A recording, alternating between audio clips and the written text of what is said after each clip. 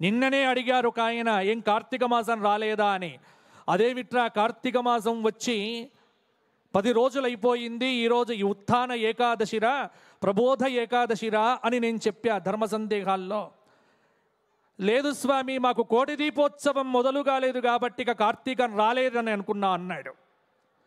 భక్తి టీవీ కోటి దీపోత్సవము 2012 నవంబర్ 26వ తేదీన కార్తీక మాస శుక్లపక్ష త్రయోదశి రోజున భాగ్యనగరంలో మనందరి భాగ్యవశాత్తు జగద్గురువులైన శ్రీ శ్రీ శ్రీ భారతీ తీర్థ మహాస్వాముల వారి కర కమలముల మీదుగా ఆవిష్కృతమై ఈరోజు 2025 వరకు కూడా అవిచ్ఛిన్నంగా, అద్భుతంగా, అప్రమేయంగా కోటి దీప దివ్య కాంతుల ఈ మహిమాన్విత ఈ ప్రకాశం అనేటువంటిది 196 దేశముల యందు వ్యక్తమవుతూ ఉన్నది అంటే మనమందరం కూడా గట్టిగా ఒకసారి భక్తి టీవీకి మనం కరతాళ ధ్వనులు చెయ్యాలి.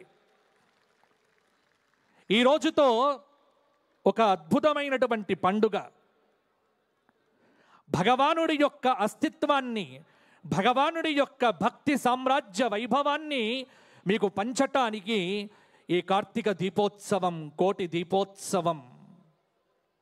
భగవానుడి యొక్క